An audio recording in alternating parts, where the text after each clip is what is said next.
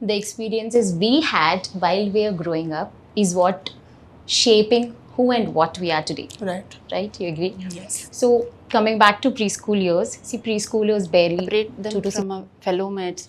They really go into a depression, or sometimes they disturb, and they don't want to show their activity, and they don't want to complete their activities as they start.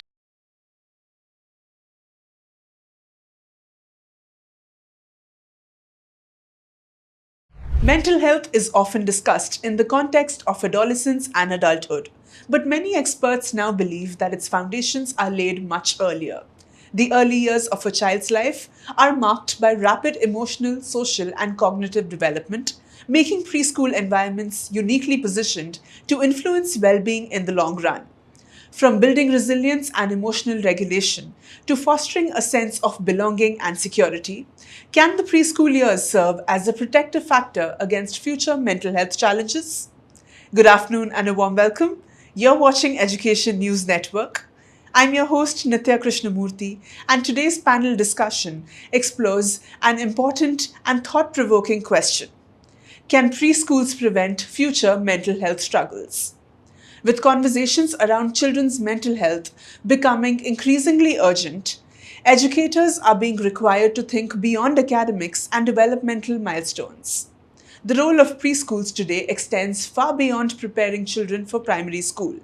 It involves nurturing emotional well being, healthy relationships, and life skills that can shape future outcomes. To discuss this, we are joined by two leaders in early education. Our first panelist is Ms. Gayathri Kolisetty, founder and director of Quantum Kids Preschool and Daycare, Bangalore. Welcome, ma'am. Thank you. We also have with us Ms. Sowmya L, founder and director of Little Lavenders Montessori School, Bangalore. Welcome, ma'am. Thank you. Thank you both for being here today. Our pleasure. To begin the discussion, I'd first like to invite Ms. Gayathri Kolisetty. Ma'am, can experiences in the preschool years genuinely influence a child's mental well-being years later, or is that expectation too ambitious? Firstly, I would like to appreciate the thought behind this panel discussion, two main words like the preschool and mental well-being, because mental well-being is the buzzword nowadays.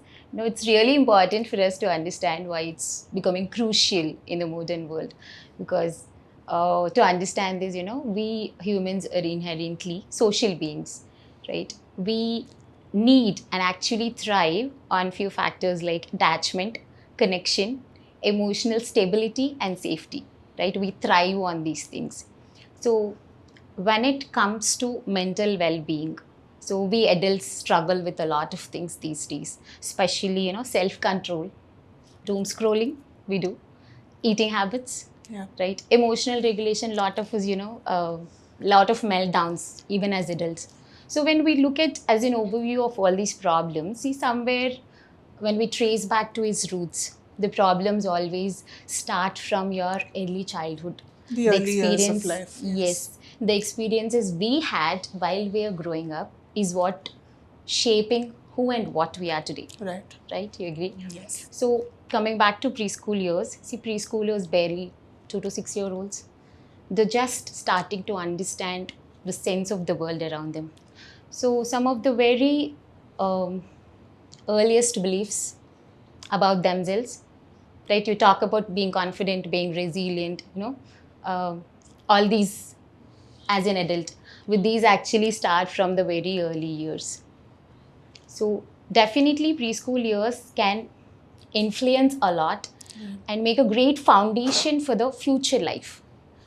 So if you see a child consistently, if you make a child consistently feel seen, heard, valued, and most importantly, respected, definitely you are laying an impeccable foundation for the child for their future mental well-being.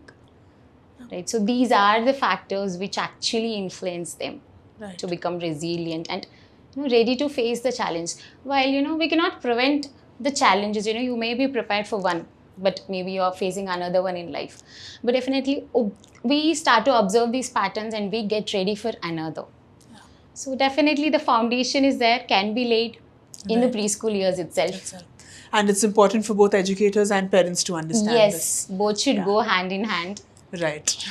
Absolutely. Now, Miss Sowmya, coming to you, what are some early signs of emotional distress in young children that educators should never overlook? Being an educators are the parents, like understanding children and their age is very, very important. This is very important question in early childhood. That is, those are like formative years. And important points in this question are like we have to understand a child. Each child is different, and we have to value each child and their emotions. Yes. There is what child feel more comfortable. Right. And not compare children. That is We a don't very need to important. compare a child. Each child is different. They work in their own phase, and they want a freedom, and we have to allow them to work in the creativity, freedom, and independence. Right. This is what I feel. Being an educator, very important uh, to give it to our children in early years. So, what about the signs of distress that you see in kids? Distress, like At that level, what do you see? What negative emotions do you see in Yeah. children that you think should children, be dealt when with? we separate them from our parents, Yeah. or when we separate them from our fellow mates, they really go into a depression, or sometimes they're disturbed, and they don't want to show their activity, and they don't want to complete their activities, or they start crying. They feel very uncomfortable in an environment where they are. These are the challenges, and when they leave the parents and come to a preschool, they also have challenges in terms of toileting and feeling they themselves they are in a safe environment, or the people around them are safe for them. These are the challenges where they end up facing in a preschool. So, establishing a sense of Establishing a safety. sense of safety and is belonging is very, Right. very important. Right, I agree. So, adding to what Sowmya has said, uh, maybe the signs we need to look at in children, like the red flags we should not ignore, is some children being very passive for a longer time, right? They're not participating in anything. Right. They're just everything like lone play for longer time. Lone play is definitely encouraged, but it should not be very longer. And sometimes we see regression in children, Okay. right? Suppose if a child already knows the alphabets and numbers, but sometimes something happens at home or at school when they face this emotional distress. So after that, you see the child forgets. It's very unnatural to happen. So these are the red flags we should look for in children, especially as educators.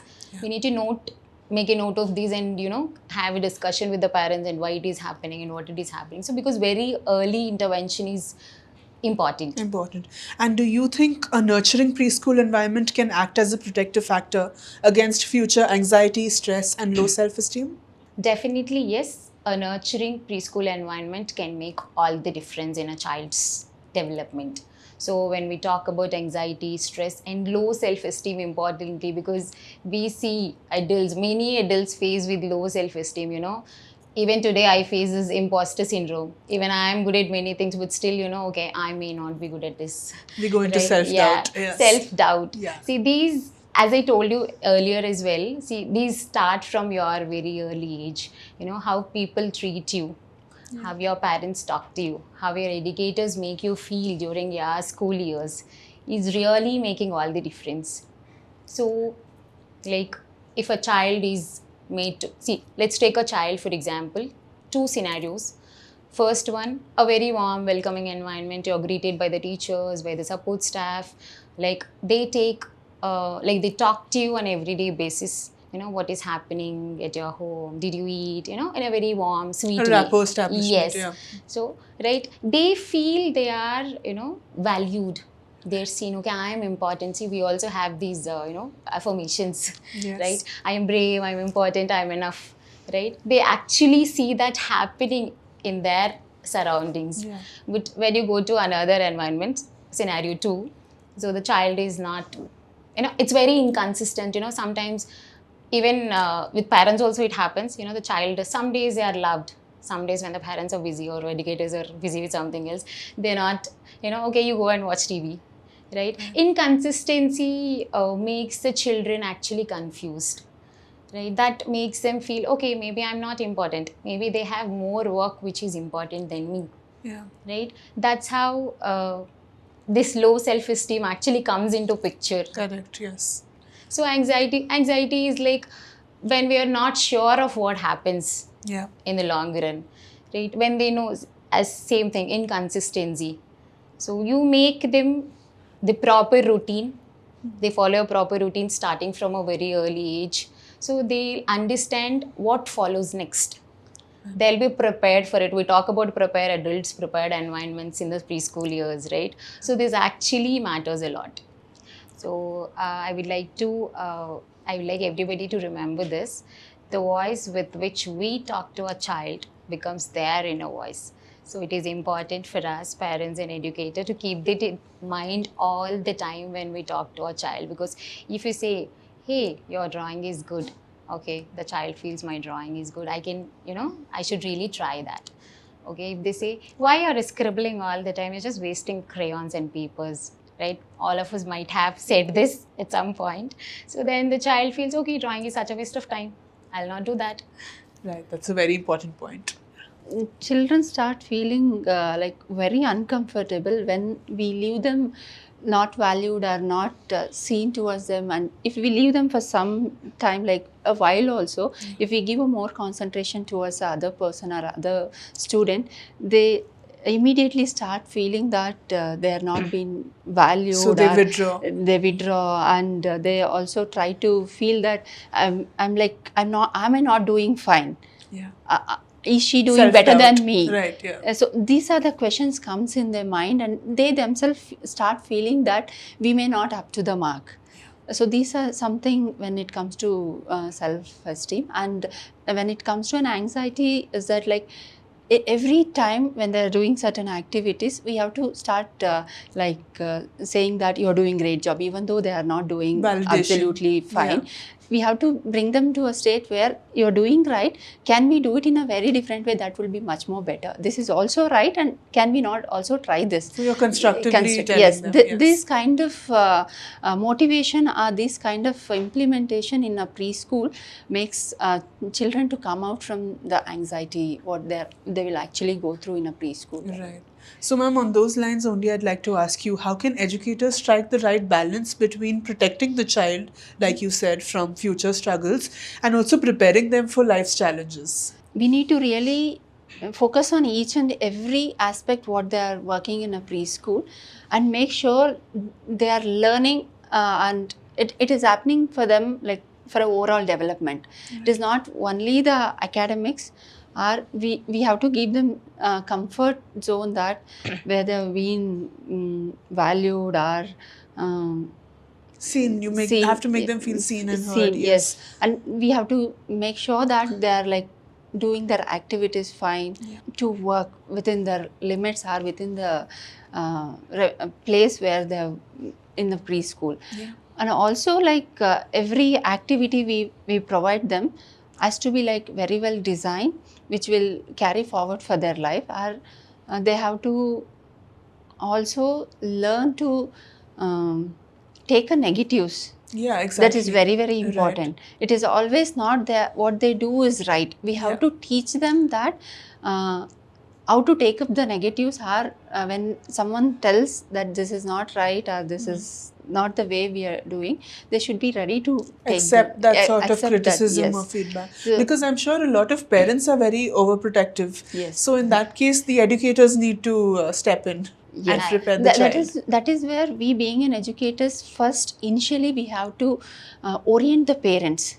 Certain points are very clearly need to be oriented to Communicated to the parents. Communicated to a parents, where they should understand each child is different, and they work in their own at their own pace. Pace. Yeah. That's very, very important. Yeah. So. Right. Ma'am, you'd like to add to that? So when it comes to, there is very fine or thin line between protecting and preventing them from the future struggles. Because see, simple thing, we give puzzles for them to solve. So when you see the child struggling, you don't go and help them until they themselves ask for help. Yeah. Very simple thing. Because if you already solve each and every problem, the child is falling. Okay, the child will get up on their own. You see them crying, you make them calm down. You see the child frustrated with not solving the puzzle, you kind of tell them it's okay, you can try another time. But you don't go yourself and solve the puzzle, the complete, Too much hand-holding is not a good thing. Yeah. then it makes no sense for them to solve To it try again, it, right? right, yes. So that's where don't solve everything for them, but you have to provide the path for them.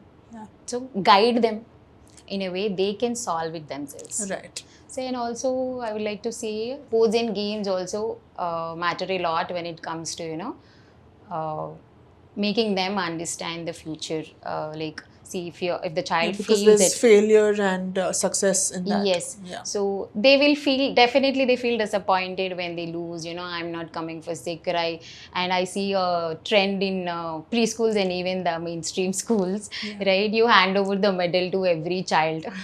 Not to see the children cry. Right. That should not be happening, right? They should be able to take the failure, try next time. Exactly. Right? That's how we should be kind of paving the way for them. I would like to tell that we have to give ample number of activities to foster a creativity, independence, and responsibility. These 3 points are very, very important in a preschool. And as we say, it goes on. These 3 things, when they pick it up, to take the failures and being a responsible person, and they should be ready to work in their own independence, and also they need some creativity. Right. These 3 points are very, very important for them to have a very good journey. Absolutely agree with that. So, Ms. Gayathri, how much of a child's future mental well-being is shaped by relationships in the early years, and what role do preschool teachers play in creating those secure connections? Yes. So as I said, humans, not just children, humans thrive on attachment. Right. See, we need attachment figures in our life. So when we are feeling sad, we want to share with somebody whom we feel safe and secure with. Right? Definitely when the child is entering the preschool, they always have a favorite akka, favorite teacher they cling on to, especially in the first few months. Right? So first they should feel secure and safe enough with one adult at least. Slowly they start coming out of their zones and kind of explore the environment. So attachment figures is really important, and connecting with them on a daily basis. A warm, caring environment is really important. So as Gayathri was telling to us, they cling on to a particular person. Before that, to create a positive or safe environment to our children, we ourselves can provide an auntie whom they are very much happy with, a place where they are very much happy to. Each child is different. Some children get settled or they start feeling safe in outdoor play area. We let 1 or 2 days, maximum 1 week, let them allow them to play on their own, and we just have to monitor them. It is not that we always go and talk to them, or we always take their take them to a class back, or every rest of other children are doing an activity and you are not doing. Let us not do that. Let them play and explore the place. This is where let us make more comfortable where they are. Some children are very interested towards the books, where will have a library. Let them explore the books and be comfortable. It's all matter of 1 or 2 weeks. After that, they become part of our preschool and they feel very comfortable, and they themselves will start exploring entire preschool. It is not that they stick on to a classroom or play area or the dance area. It is all a matter of 1 or 2 weeks, where we need to really give complete freedom to a child to cry sometimes. It is not only they laugh and do activities and go. It is very important for a preschooler to cry even in a preschool early days. Yes. I feel this. To cry, to fail, it's a part of life. Yes, it is a part. They have to cry. Initially, they have to cry. This is a phase. Suppression, anxiety will be there. Let them cry. But we being educators, our teachers, our akkas, we have to constantly keep monitoring them, what they are actually doing. Are they in a safe place? And I really like what you said about identifying their individual preferences and letting them do that. Yes, that's very, very important. That is where they start feeling this is safe environment for me, and the people around me are mine. Until they pick up these 2 lines, they really feel very uncomfortable in a school environment. So comfort, safety and a sense of belonging are very essential. Right. And I'd also like to ask you, if we want mentally healthy adults tomorrow, what should preschools do differently today? This is very important question for both of us. I mean, all of us, if I want to say, not only for parents and educators or preschool owners, it is for all of us. Why? Because preparing child for future, it is not only with the academics. It should not only meant for an academics. We have to look for overall development of a child, like social emotional development, Holistic development is holistic we call it. Yeah, development, that includes and social child has to emotion. be independent. Child should be like more responsible, which actually lacking in this generation. So we have to give many activities for children are to get these things, like there is what they can actually go to a. So why do you think a sense of responsibility is lacking in today's kids, ma'am? Just out of curiosity. See, children are like now everything they are getting in their fingertips. Right. It is not that they are struggling for something or they're waiting for something. I don't want to say word struggling. I'll say they're not waiting for anything. We being a parents, everything we are offering before they ask. Super convenient. Yes, Yeah. super convenient. We start feeling that like the. I mean, comparing a child to child, they tell my friend has got this, I want it today, and we don't think whether is it required for my child or not. Order it on Blinkit in 5 minutes. Yes. Yeah. So these things are like actually making children not understanding the values of life, or waiting, or they really don't understand the word no. Yes. We really need to make a That's child very understand important, yeah. what is the meaning for no. I think they that know the somehow word. that somehow become a trend amidst parents. I'm seeing that they don't say no to the child for anything, Yes. which is really wrong. And also the comparison happens. Like Yeah. Nitya has got this. Why should I not get this? I also get one more bigger version of this. Yeah. This is what, and mobiles are making children more. Correct. If the child is not eating food, to make our jobs easy, we give a screen to a child. Put them in front of the screen. Put them yeah. in front They'll of a eat. child. Yeah. So where do they build a confidence? Where do they have a? They start working in their creativity. I mean, where do they There's no show their mindfulness, creativity? so where will the creativity And come there is from? no independence. And Correct. we being an adults, like always, we try to keep them in a very safe Protective place, zone. protective, or inside the four walls. If they want to go one step ahead, we are our We are person just who, stopping them. yes, we are just stopping them, or like we make sure like everything is fine. Let them go, explore the place. Sometimes they fall down, they still get up. They themselves will get up. They understand. Then is what their brain starts working. I think success is essentially shaped by how you react to failure also. Yes, right? yes, That's yes. how Failure you is evolve. very, very important in a Yes. life to see a success. Correct. See, one point I would like to tell here, when you have asked kids are getting everything what they Yeah. ask for. Why this has become more these days, because parents unknowingly what we are doing, including me, because we have both working parents these Yeah, days. mostly. Comparative the previous generation, Yes. because to afford this lifestyle we definitely need it. So when we don't have time to spend with children, that guilt kicks in. Correct. Right? So out of guilt, we kind of do what they ask for. And Give them, overcompensate. yes, Yeah. overcompensate. Okay, today, this week I didn't spend with my child at all. They're constantly asking, Mama, Mama. I shut them up. Right? Okay, she asked me for a sandwich. Let me give. She asked me just, 200 rupees, try 200. Doesn't matter to me. But what we are unknowingly doing, we don't see in a very short period. It turns out in the long run. But by the time we realize that, It's too late.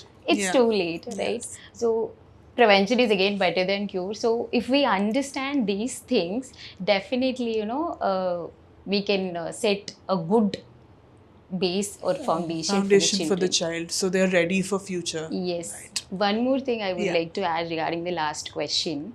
So what preschools can do is design the spaces, right, where child can feel safe, and lot of preschools have playgrounds which have only slides, the play equipment. So when there is a free play period, see, what we have in our playground is we have a weaving station, right, a painting dashboard, a Lego station, some free blocks, Yeah. right? A child may not physically play all the time, right? One child today, the child is not in the mood to play that. Okay, they can sit at a place, play with the blocks, right? They can weave, focus and concentration improves, right? So they can paint, they can express themselves. Motor skills also. Yes, so these are all like play-based learning. We say play-based learning, but you kind of what comes into our mind when we talk about play is, ball pits, right? See, definitely all these are helping, but so we should understand that play is more deep and meaningful. Right. Give them those kind of spaces where they can actually explore themselves. There is a creative mind in the child. There is, a poet in a child. So how all these things will come out if we don't provide that kind of environment? And I think structured and unstructured play both are important. Really, yes. Right. Structure definitely major. Every school is providing, but unstructured play is what important. we should be doing as well. Right. All right. Completely agree with what both of you said today. This brings us to the end of today's panel discussion. Thank you both for your valuable perspectives and experiences that you've shared with us today. Thank you so much for having us here today. It is a pleasure to meet you as well. One of the key takeaways from today's conversation is that mental well-being does not begin when problems arise. It begins with the everyday experiences, relationships, and environments that shape a child during the earliest years of life. While preschools may not be able to prevent every future challenge, they can certainly help build the emotional foundations that enable children to face those challenges with confidence and resilience. With increased emphasis on holistic development, it becomes clear that nurturing mental well-being is not an additional responsibility, but an essential part of early childhood education itself. Thank you for watching Education News Network. For more such insightful discussions, do visit our channel, theenn.com, and make sure to like, share, comment, and subscribe. For now, signing off, this is Nitya Krishnamurthy.